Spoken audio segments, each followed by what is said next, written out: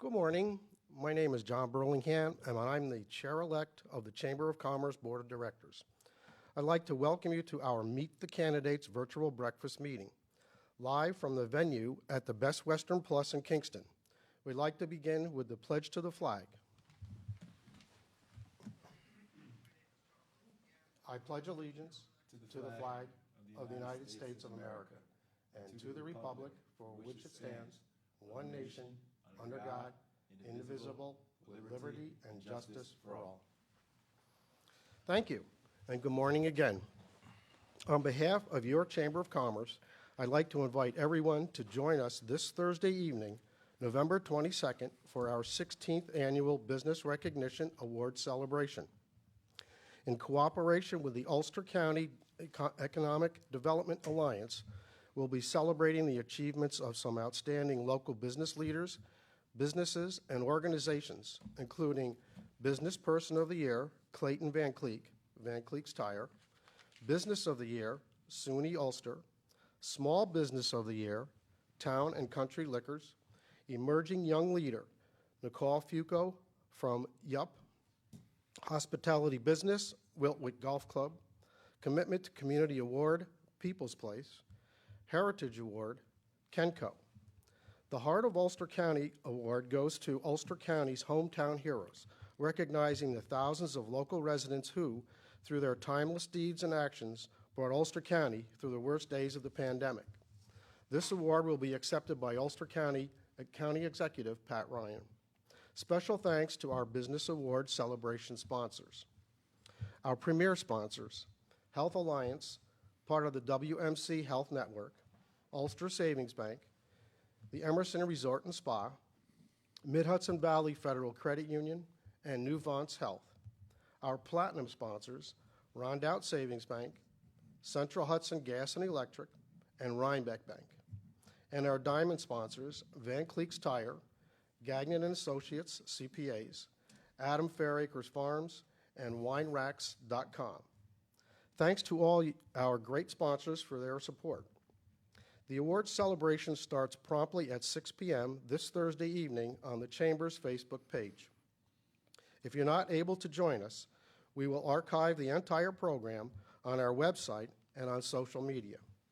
These awards are really the best of the best in Ulster County, and I know each of the honorees has some special remarks that you'll appreciate hearing, so don't miss this great event.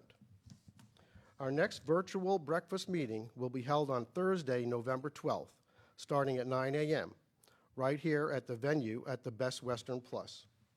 Kingston Mayor Steve Noble will be our featured speaker, offering Chamber members and the greater community his State of the City address. Join us to find out what's being planned in the City of Kingston next year and beyond. Our breakfast sponsor will be United Healthcare, with technical support once again from Radio Kingston. Again, that's November 12th, 9 a.m., live streamed on the Chamber's Facebook page. Those are our events.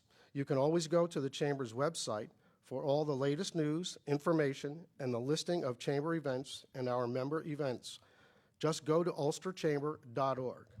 And now, here with today's program is our President, Ward Todd.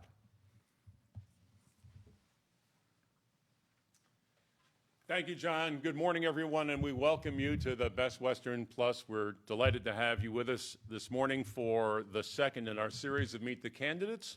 We are delighted to have the candidates for Congress in the 19th District with us this morning.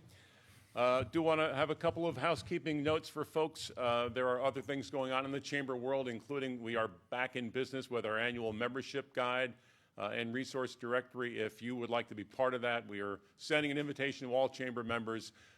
Contact Carol Ricken at our office, and we'd love to get you into that membership guide. It's going to be coming to a conclusion this coming Friday, so just a few days left for that. 338-5100, the number at the Chamber office. Of course, I'd like to thank very much Congressman Delgado and Mr. Van de Water for being with us this morning. We look forward to hearing both candidates address the issues in this campaign.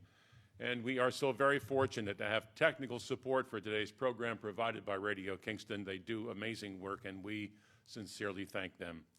And also thanks to the great staff here at the venue at the Best Western Plus for their warm hospitality again this month.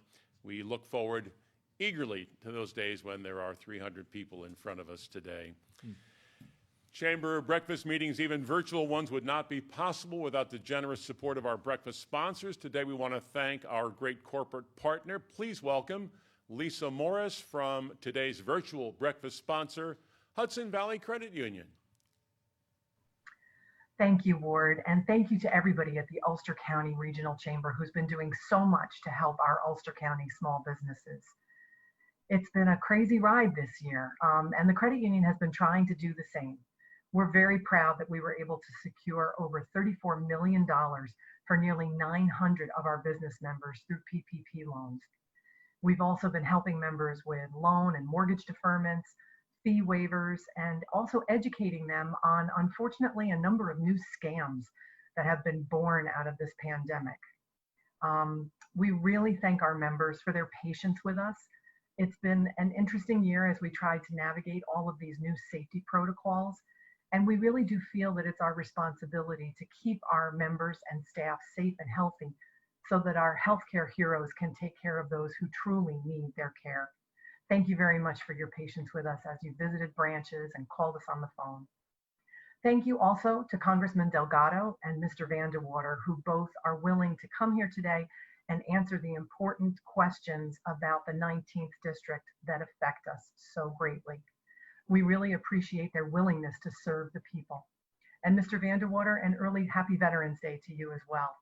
The credit union is participating in a Food for Vets drive this month, actually. And just as a reminder, if you have time to stop by any of our branches, or our local regional credit unions are participating as well, we're collecting non-perishable food and personal care items until October 31st.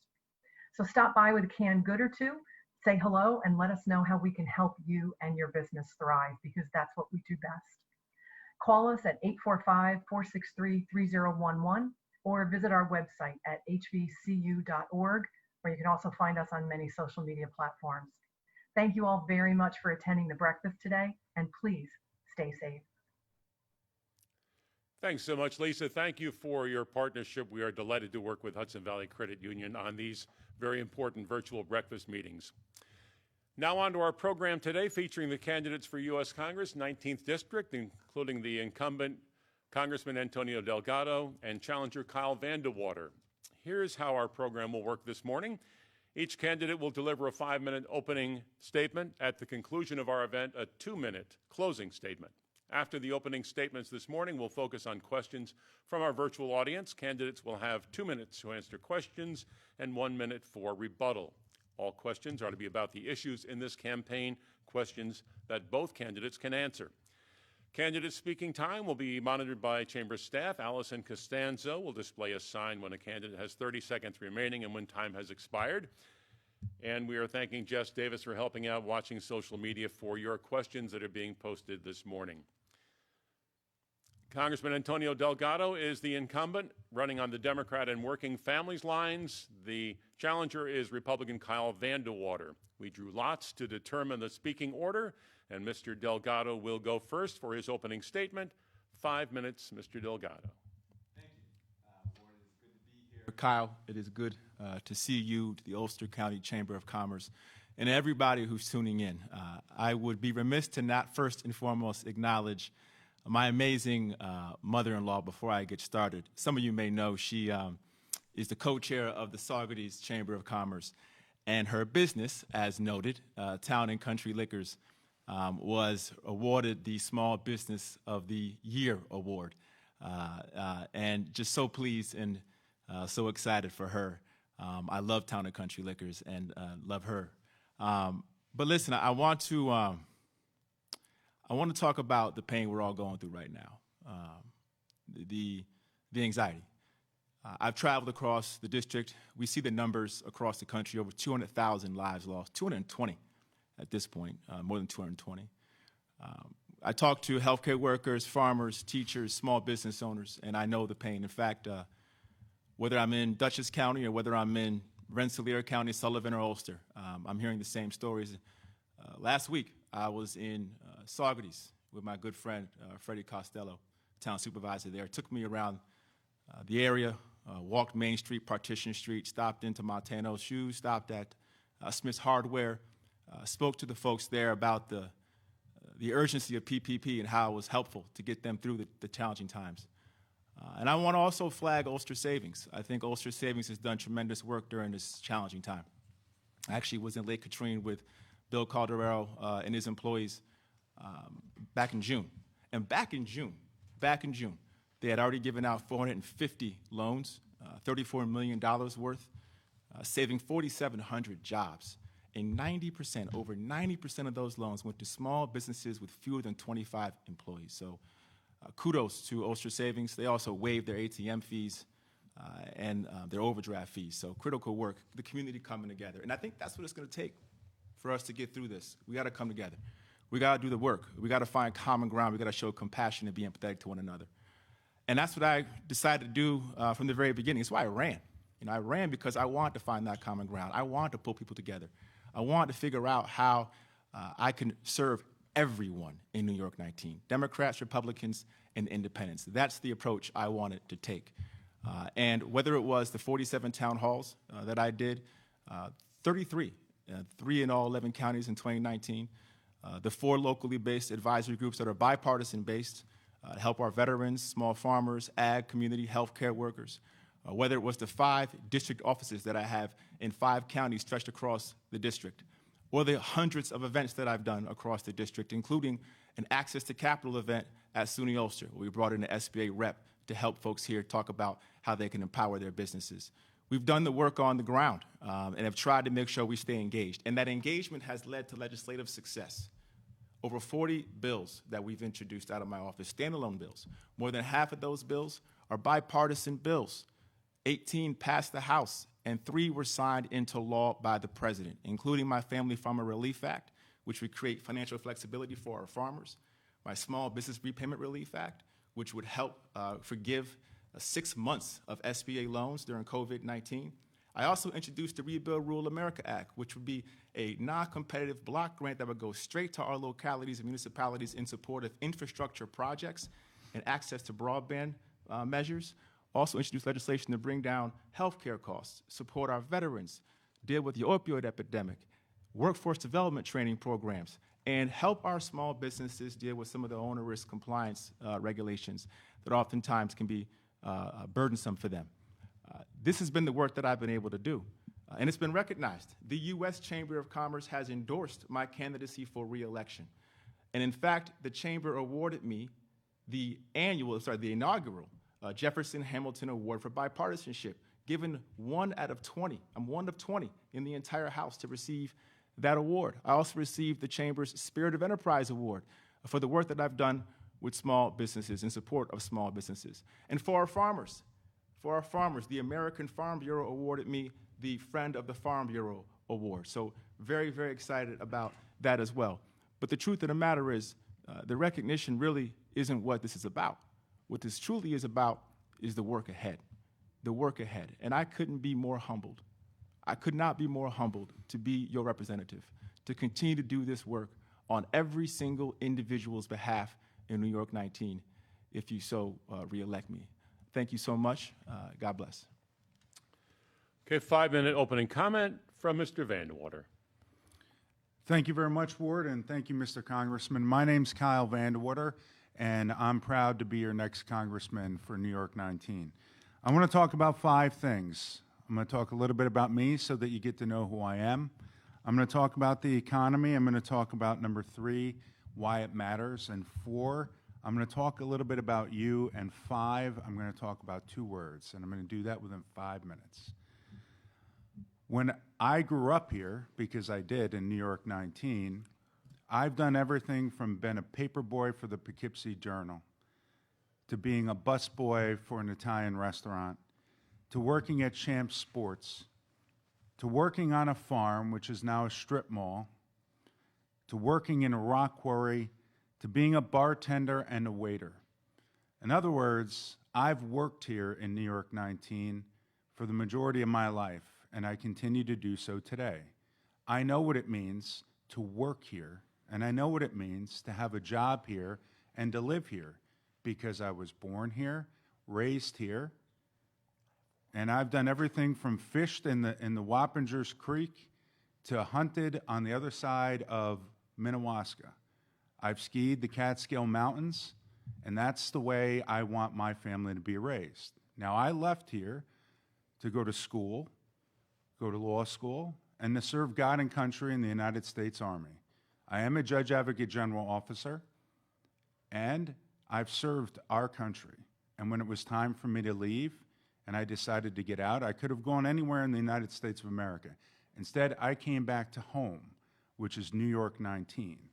I did that because I want my children, I have 4, and my beautiful wife, to have the same experiences that I had growing up here. And I want to come back here to support the businesses here, and I work here. Now, my opponent has never worked here in his entire life. I have. So I know what it's like. I know what it's like to work in a business in New York 19. Now, I want to talk about the economy. That's the second thing. For the economy, what we have to do is we have to get back to where it was prior to the pandemic, and we're going to be able to do that. And because President Trump's economy was the strongest economy in the history of the known universe, we, at this point, have an unemployment rate at 8 to 9%.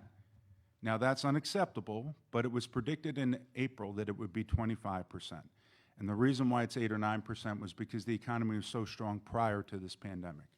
We need to get back, we need to defeat the virus, and we will do that. This, number 3, this election matters more than ever.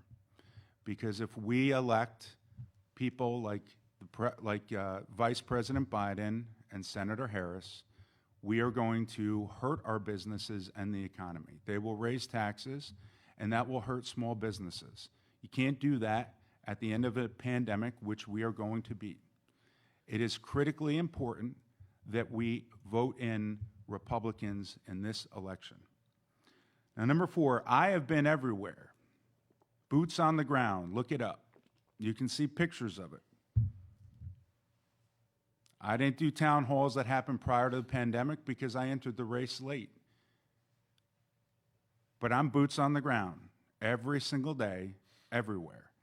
Go to my Facebook page and go to my page, KyleForNewYork19.com, and you'll see that I was everywhere. I was in Ulster County on Sunday. I was in Delaware County on Saturday. I go everywhere. And I go everywhere because I want to talk to the people, and we do it in a safe manner. And I'm going to tell you what scares me the most is that when everybody tells me how scared they are. Now, I understand it's okay. We're afraid of the virus. We're afraid of the rioting. And we're afraid of our financial stability and what the future may hold. And it saddens me because I didn't go over to Afghanistan to come back to a country where people are scared. So I have 5. My 5th thing is 2 words. No fear. No fear. I'm scared, and that's okay. I'm just like you. When you go out there every single day, you're afraid, and that's okay. But every step that you take, try to think of 2 words. No fear, and we will get through this, and the economy will bounce back. Thank you very much. We will now go to our questions for the morning. Again, each candidate has 2 minutes to respond and then 1 minute rebuttal. The first question is more of, tell us a little bit more about yourselves, I think. Tell us what unique skill set you possess, which makes you our best choice in November. We'll begin with Mr. Delgado. Thank you. You know, I think over the course of my life, I've had a lot of diverse experiences, very diverse. As some of you may know, I grew up in Schenectady, and my parents worked for GE as a working class kid, and, you know, spent a lot of time in the library or in books, reading, but also playing a lot of basketball. And I ended up going off to Colgate, which was a great experience, also in upstate New York, and then had the good fortune to go off to Oxford as a Rhodes Scholar and study philosophy and political theory. Came back home and you know, got my law degree and met my wife, who grew up in Woodstock, went to Kingston High School. We met at Harvard. And from there, you know, went out and got engaged in the music world and tried to utilize hip-hop culture to help young people get more empowered. From there, went and worked in the corporate space as a litigator. Very, very different spaces, very, very different worlds. And now back home with my family, living in Dutchess, raising our little boys, Maxwell and Coltrane. I lay all that out because as I have navigated my life experiences, what I have learned is how to figure out how to listen actively to people, how to be singularly focused on finding that common ground. And I think that's why I've had the success that I've had, despite how divisive the times are, to find that common ground. You know, the Lugar Center Index, the gold standard for bipartisanship, ranks me as more bipartisan than over 90% of my colleagues, 33 out of 435. 33 out of 435, I've reached across the aisle more than 90% of my colleagues. And I've done the work. Only one of three House members to get 3 or more bills signed into law in 2019. Time. Same question, Mr. Vandewater. Well, my mom was a parochial school teacher. She did it for 42 years. I first went to that parochial school up until 3rd grade, and then I was in public school. And then after that, because my father worked in a rock quarry, we couldn't afford to send me to college, so I earned an ROTC scholarship. And before I went into college, my father put me in that same rock quarry that he worked in so that I can understand what real work means. And I did, and I was able to work with working men and women that are completely blue collar. I then went to college through ROTC on a scholarship. I did very well with the Army, and I was able to go to law school thereafter. I was in the reserves up in Albany. I chose to go to Albany Law School and stay local. I'm lucky enough to marry a beautiful woman that I actually was a cousin of one of my friends that I grew up with. That's how these things happen. And we went away for the Army after law school for 8 years. And during that time, I served God and country. I came back after 8 years. One of my kids has special needs, so the moving around the Army was pretty difficult. So we decided to come back to New York 19 and be with family so that our grandparents could be with our kids, you know. So I'm a litigation attorney. I'm a trial attorney. I've been on over 50 trials. And that's what I do best, standing in front of a jury and making the case. And I'm going to make the case to you that I'm the better person. I respect Mr. Delgado and everything that he's done.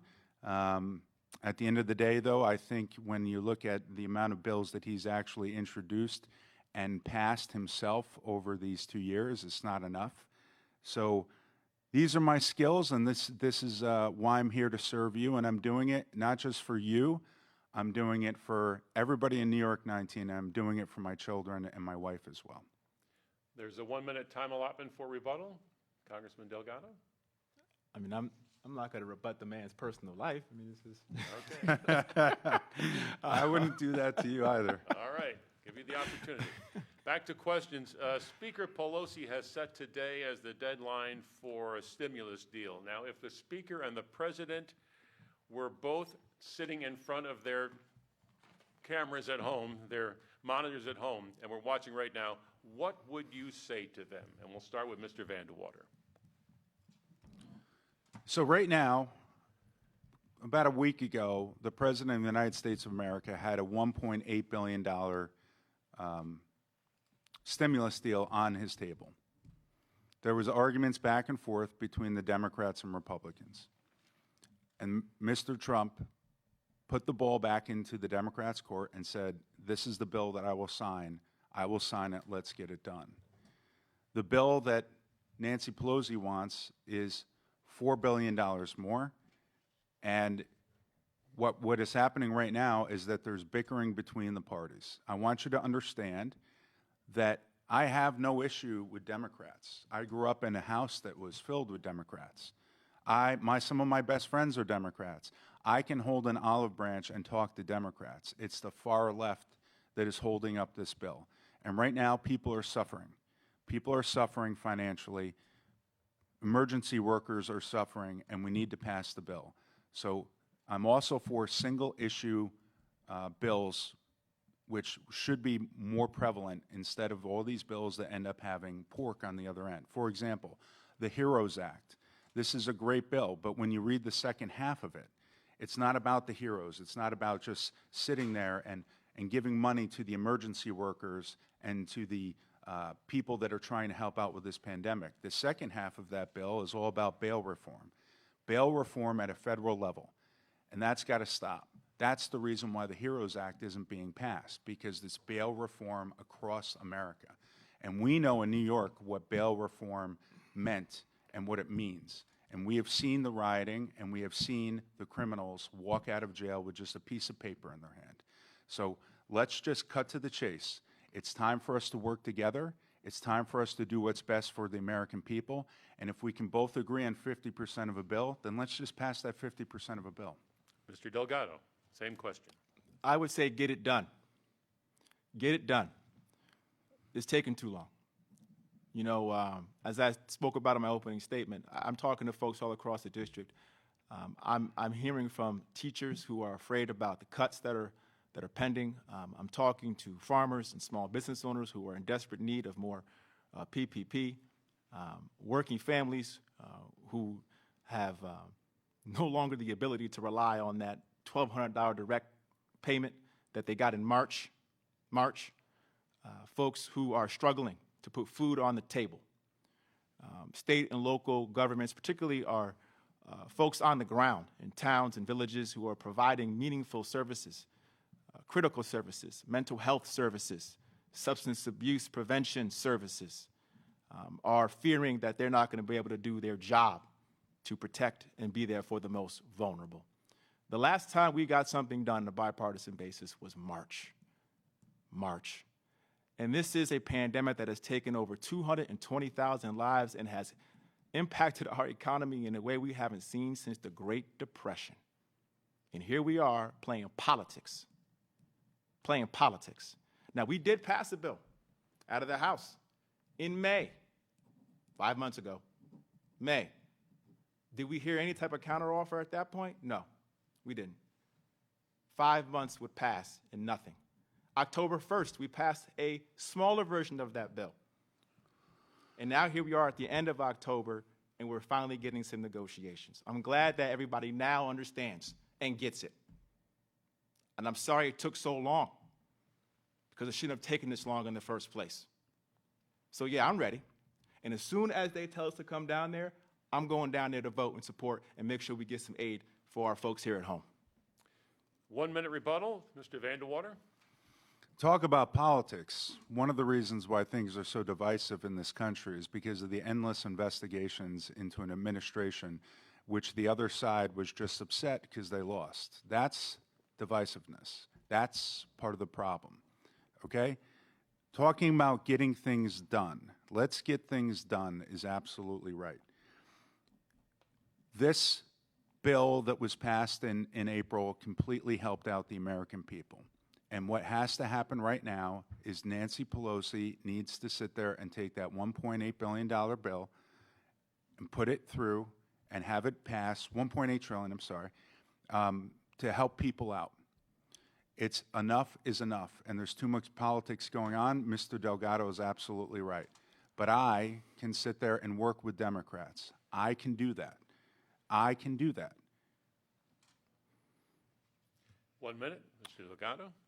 You know, in terms of trying to get things done, I do want to speak to a few things that I think we, out of my office, have tried to really focus on throughout this process. In the CARES Act, we got my bill, the Small Business Repayment Relief Act included, which automatically waived 6 months of major SBA loan principal interest fees. We got $9 billion secured for our farmers with the Coronavirus Food Assistance Program. So we're very happy about that. We want to continue to extend that. We also got in the HEROES Act a bill that I partnered up with Republican Lee Zeldin, which would secure relief, direct relief to every single locality, irrespective of population, direct aid to offset the loss of tax revenue. In the CARES Act, that cutoff was 500,000 people, government units serving 500,000 people. What government unit in New York 19, the 8th most rural in the country, has a government unit serving 500,000 people? Not one. And that's why I got that incorporated in the HEROES Act. And hopefully we can get it included in the ultimate stimulus bill. Okay. Next question, and we'll start with Mr. Delgado on this one. Excuse me. With education and business going virtual more and more, what can you do to close the digital divide to those areas that still today lack broadband? Mr. Delgado. Ward, such an important question. Before COVID hit, I was out there waving the flag saying, come on, it's pathetic. It's tragic that we have so many communities across our district and our rural communities without a basic utility at this point. When you're thinking about telemedicine, when you're thinking about homeschooling, when you're thinking about connecting our small business owners, all 27,000, including self-employed, and our 5,000 family farms, 96% of which are small family-owned farms, how can they do their business? How can they grow their businesses if they can't connect to the marketplace? This is the digital age, the information age. No one in the 21st century should be living and getting by while off of the information highway. And so here's what I've been focusing on from the very beginning. Robust investment in broadband access, making sure that we have better mapping practices that account for the fact that rural communities have to have street-level analysis. I made sure that we have introduced bills to focus on a baseline of speed, 100 megabits. Right now, we're talking 25 as the baseline, uncalled for and not future-proof. I've also introduced legislation to make sure that providers are giving the FCC what they actually give their consumer and not what they advertise, which does not help the FCC and that agency really understand what the needs are on the ground. There's a lot of work to be done in this space. I'm on the Rural Broadband Task Force. I've done a field hearing at Columbia Green Community College, trying to make sure that we are bringing to light what is happening here. We should not have our young people in McDonald's parking lots trying to download their homework in the 21st century. This is just not right. It's just not right. And we're going to keep working on this. In fact, in the HEROES Act, there is significant support for broadband initiatives to make sure that our young people have the ability to be able to educate themselves. The disadvantages that we are putting on our young people is uncalled for. And we can change that. We can change that right now. Same question, Mr. Vandewater. Well, you had 2 years to get it done, and you didn't get it done. And here we are in a pandemic where it's even more important that we have broadband. And the bottom line is I'm not going to sit here 2 years from now if I'm your congressman and sit there and say, well, I need more time, I need more time. That just doesn't cut it. So we do need broadband, and it's an economic issue for sure, and it also has to do with education. And we need it across New York 19. There are certain areas like Delaware County, Sullivan County, Schoharie County, Otsego County. They don't have broadband, and that's a big problem. It's a big problem for when schools are closed down and you have to do it remotely. And it's a big problem for inviting businesses here. Businesses don't want to come to some of the rural communities that we have because there's no broadband. Even more importantly than that is, and I agree with you, Mr. Delgado, it's not right. And it should have been done, and I'm going to get it done. But here's another issue that nobody ever talks about, and that is cell phone coverage. We need to work with the local communities and provide federal funding to encourage the private sector to bring cell phone towers to areas like Delaware County, Schoharie County, Otsego County, Sullivan County. And the problem is this: it's a safety issue as well as an economic issue. Businesses don't want to come here if they can't use their cell phones. And what's worse is that an elderly couple within the last year, after a snowstorm, backed out of their house, near their house, and they were stuck in a snowbank, and they couldn't get out of their car. And they tried 911, 911, 911, and they ended up passing away. That's unacceptable. Now, I've driven all through these mountains, and I can tell you I don't get cell phone coverage, and it bothers my wife a lot because she's trying to get in touch with me. And that's unacceptable. So we also need to not just bring broadband, but we also have to bring cell phone coverage across New York 19. It is a safety issue, it is an issue that deals with education, and it is an issue that deals with our economy. And I will get it done. 1 minute rebuttal, Mr. Delgado. Yeah, I would say that I think part of the challenge is that when you're looking at the inability for folks to focus on those who need things the most and remove the profit motive. And how do you do that, right?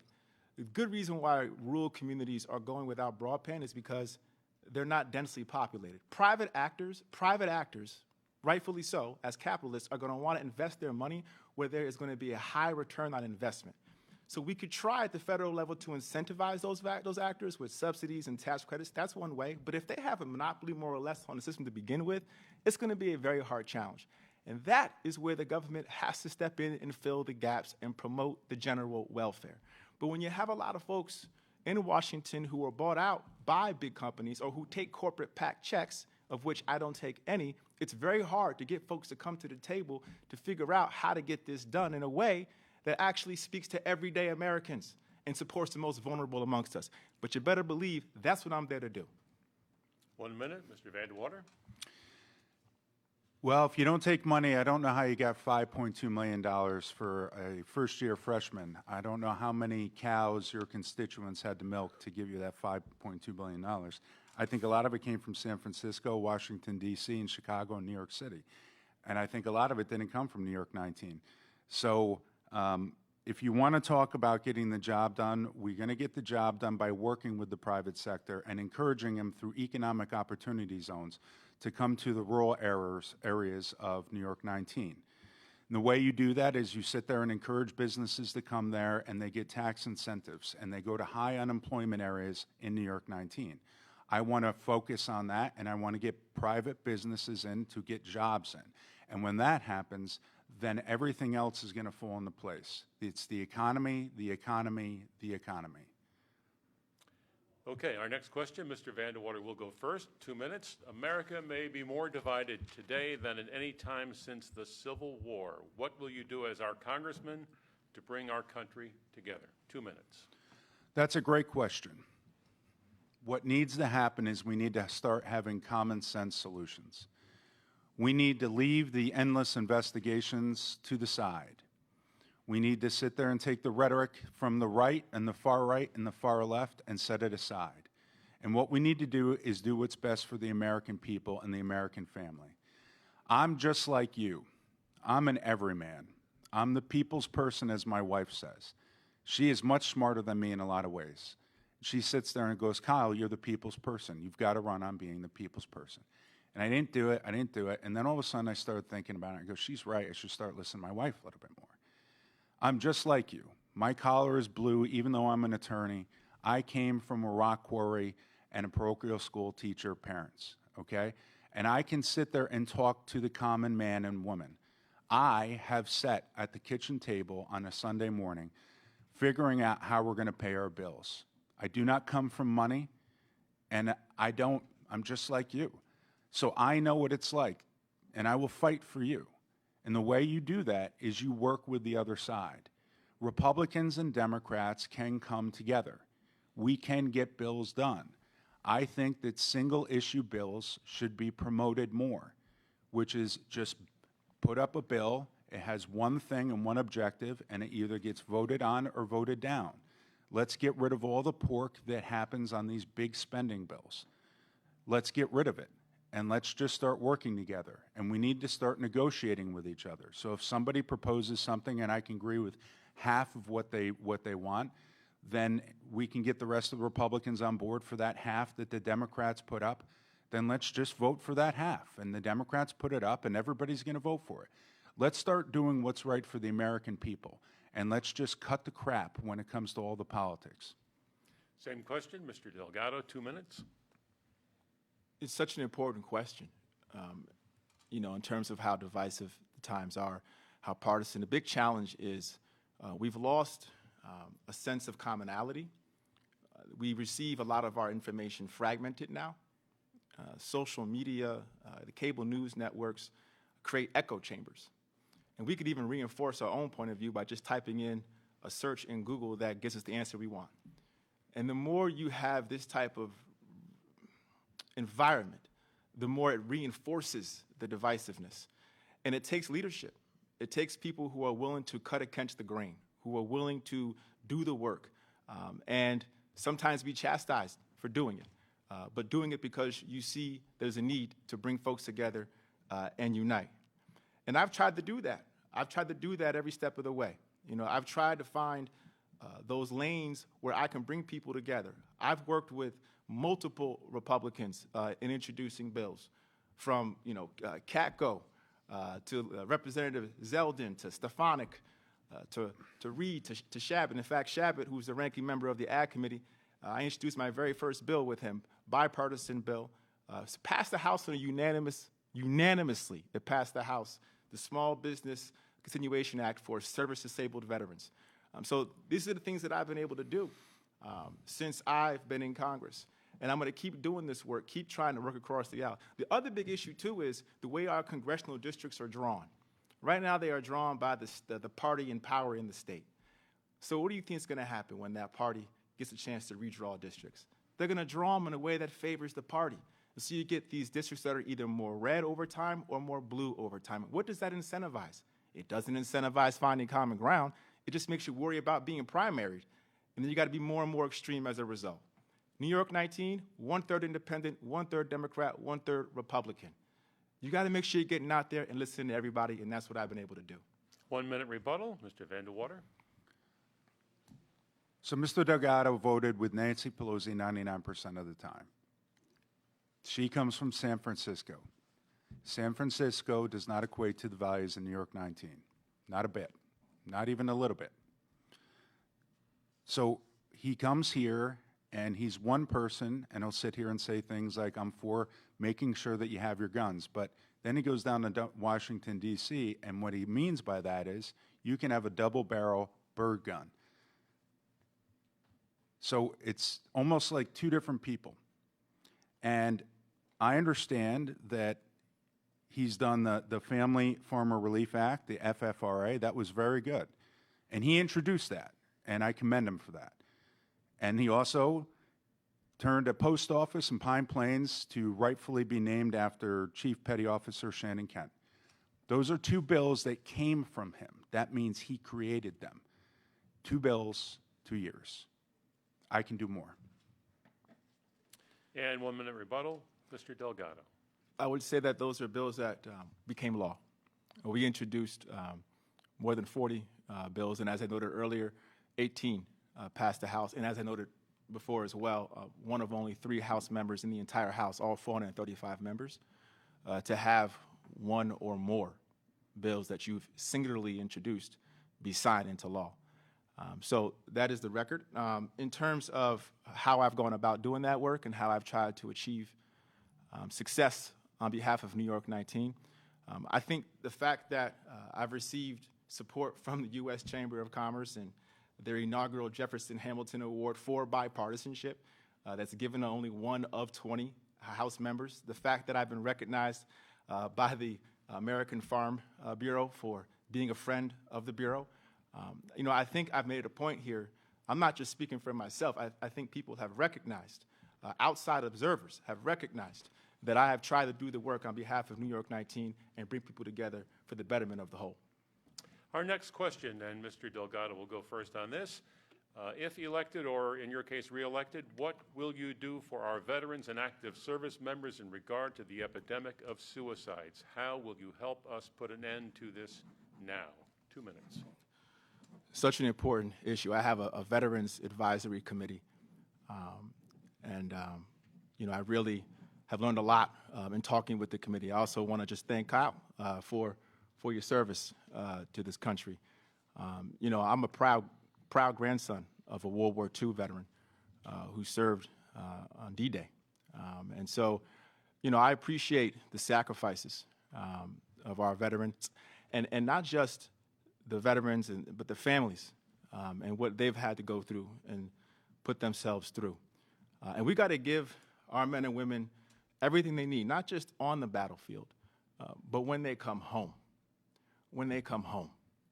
And, I'm proud to say that the very first bill I introduced, I just referenced this, the very first bill I introduced in Congress was the Service-Disabled Small Business Continuation Act, which would extend credits not just to veterans, but to the spouses, right, and extend those credits irrespective of the percentage of disability, which was the case prior to me introducing this bill. Also introduced legislation to make sure that we have tax credits for not just our veterans, but for the spouses, for employers who want to hire veterans and their families. But to the question of suicides and the mental strain, the invisible scars that our veterans carry, We've got to do more to support reintegration efforts like the Hudson Valley Center for Veterans Reintegration. My good friend over there, Kevin Keaveney, I got to know him very well. He does tremendous work in establishing exercises, things that our men and women could do together. The boat workshop, for example, I got to visit that some months back. It's this tremendous, tremendous opportunity to help folks find that community and find that support. Peer-to-peer support programs are critically important as well. And I make sure that we want to have real funding for those efforts, too, at the federal level. And then, of course, there's the healthcare piece, too, that I think is critically important, dealing with burn pits, dealing with PFAS. I think it's all a part of this as well. But certainly we want to make sure we have support for those programs that are helping our men and women reintegrate back into society in a holistic way. Mr. Vandewater? This is a great question and a very critical question and a very important question because I've lived it. My grandfather fought in World War II, both of them did, and 8 of my great uncles, they also fought in World War II. My father served in the Army, and I felt it was my duty to step up, put on the uniform, lace those boots, and go join the United States Army. Now, I have dealt with soldiers who suffer from PTSD, and PTSD is a huge trigger for suicide. And they come back and they don't have the resources that they need and they feel alone. I can tell you when you go over there and you're in Afghanistan, your heart rate is so high that you end up getting an adrenaline rush that you cannot replicate when you come back home. So I've met soldiers that get in trouble because they sit there and steal from the PX. And I sit there and ask them, why did you do that? And they said, it gives me a high. It's the same high that I had when I was patrolling the streets in Iraq or Afghanistan. And when you're dealing with that, these soldiers and sailors and Marines and service members need to have the resources so that when they come back home, they are not left in a dark hole.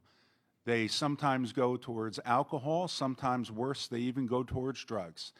In any event, their families suffer and they suffer.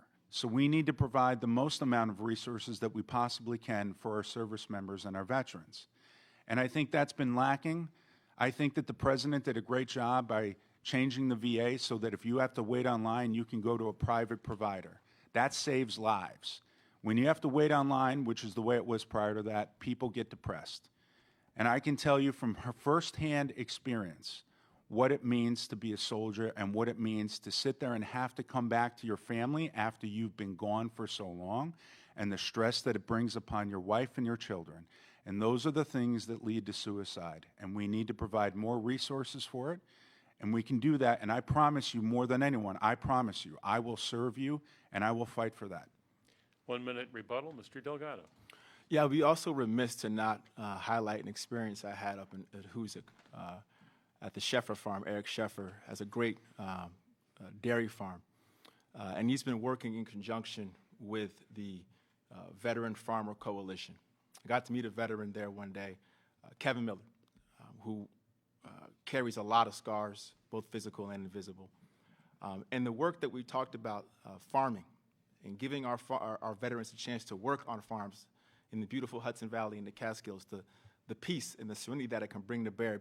You know they're going to show up and do the work, but it's also about making sure, so it helps the farmers, but it's also about helping our veterans breathe in that open air, slow down that heart rate, and get to a place where they can, meditate.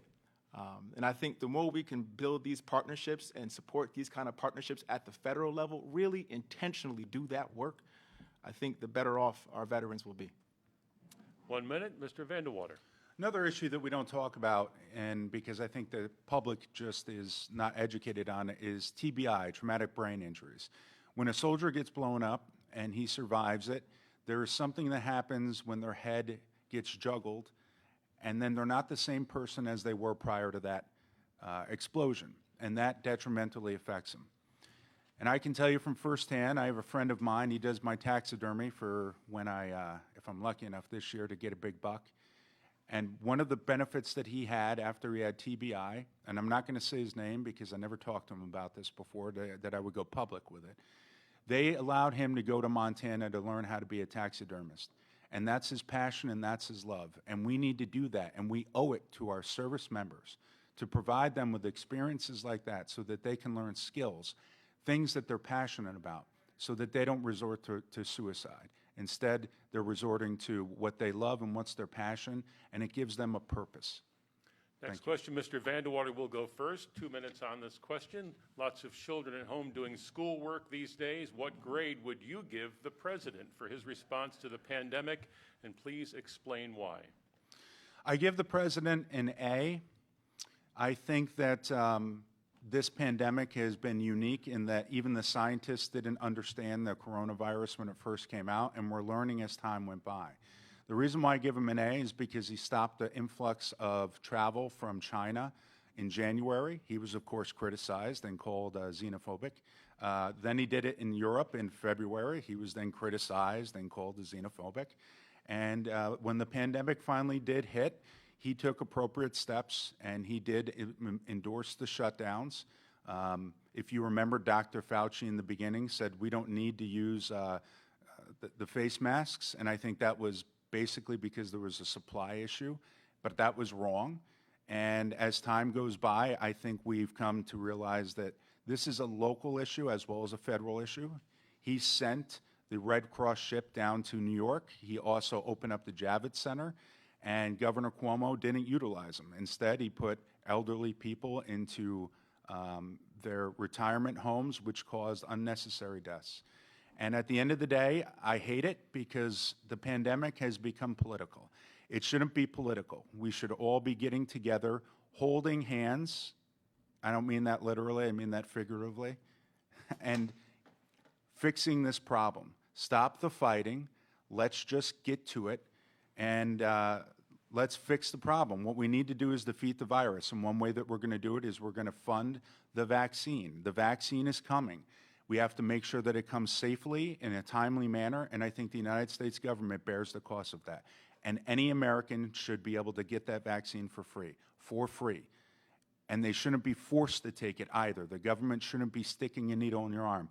I've had that happen to me in the United States Army because I have to, and it's not a pleasant experience. So it should be an individual choice and a family choice, but the government should be funding this vaccine, and we can beat this virus. Mr. Delgado. You know, I'm not a teacher, so I don't really make it a habit to try to issue grades. You know, I do try to deal in facts, though, and I think it's important that we just lay out the facts to sort of understand where we are. You know, as early as beginning of February, we know the president was aware it was airborne. We know he acknowledged that it was more lethal than the strenuous flu. That was early February. We know that. We also know that at the end of February, there was a press conference where the president remarked that we have about 15 cases and it'll be down to 0 in a couple of days. That was late February. We also know that now we are at over 220,000 lives lost and counting. We see that there are surges in a majority of the states across the country. We are 4% of the world's population and yet represent 22% of all deaths, amongst the highest per capita. These are the facts. And when you think about our resources, our expertise, our higher ed institutions, I would hope that we could be in a better spot right now. I think that it's taken too long for us to really develop a robust testing plan. I wrote an op-ed in March in the Times-Union calling for the president to utilize the Defense Production Act to make sure we have mass production of testing. We still haven't really done that, and it's hurting us. It's hurting our capacity to really open up with a lot of confidence. I think we are still going back and forth on the appropriateness of wearing a mask when we shouldn't, and I think some of that has to do with the inconsistent messaging that has been ongoing now for several months, for the last 7 months, you know, in terms of whether or not it's appropriate to wear a mask. We all need to wear a mask. And so I think there's a lot of work left to do, and I'm focusing on how we can get that work done. 1 minute rebuttal, Mr. Vandewater. Well, Mr. Delgado, just remember this was on your watch as well. Just because the president is the president, you're also a congressman who represents this district, and therefore you have a responsibility as well as to what happened. So there should be no more lockdowns.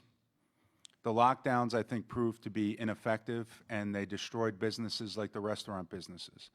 And I think they were used politically, and that's a fact. You want to talk about statistics all day? You do know your statistics, I will tell you that, sir. But the lockdowns don't work, and they're killing the economy. We need to open up, but we need to do it in a wise manner, and we need to be smart and follow guidelines that are set out by the health officials. And it should be localities that determine whether or not you can open up a restaurant, whether or not you have to wear a face mask outside. For example, in Delaware County, as of 2 or 3 weeks ago, they only had 107 cases. And I think that's total. 1 minute rebuttal, Mr. Delgado. I appreciate you acknowledging the numbers and how they do matter. I think the numbers are math and you know, it's science, and these things are facts. These are things that you can't, there's no room for debate when it comes to the facts. And I think for me, what I've tried to do from the very beginning is what I can do. And I certainly will take on any responsibility for being a leader, right, that I have to take on. And I think what concerns me is that we have folks at the highest levels of government who have shunned responsibility. And I think it's important that, you know, we have to own our work. We have to own what we do. And I've tried from day one, every step of the way, to fight for our community. As I flagged earlier with the relief that I got secured in the CARES Act, for our farmers, for our small business owners. I wrote an op-ed calling, basically begging for the administration to utilize the Defense Production Act back in March of this year. I wrote an op-ed begging for our leaders to get state and local funding done back in June. You're at the highest level, so you need to own it. Time. We are now at the part of our program where we offer each candidate the opportunity to make a closing statement. We'll begin with Mr. Vandewater. You have 2 minutes. Again, I'm going to start off with 2 words: no fear. It's okay to be scared out there, but it's time for us to step outside and get the job done and be safe about it. We need to follow the guidelines that the health officials give us, but we need to open up our restaurants. For example, our restaurants are staples in local communities. People go out to eat and enjoy time with their spouses and their families, and then they shop at the local businesses that surround those restaurants. For too long, we've shut down this economy. It's time to open up. It's time to open up because what's good for the economy is good for the American people. And what's good for the American people is good for the economy. We've got to stop the bickering and the back and forth, and we need to do what's right. And what's right is working together. What's right is holding out olive branches. What's right is understanding that we are all brothers and sisters, irrespective if you're a conservative, a Republican, or a socialist, or a Democrat. We're all brothers and sisters. I have fought for everybody in this country. It doesn't matter what color or creed you are. It doesn't matter if you're a Republican or a Democrat. I went overseas and laced up those boots like the millions and millions and millions of men and women who have done so in the past. And they did it for everybody. And I will do that for you again. Send me to Congress and I will fight for you.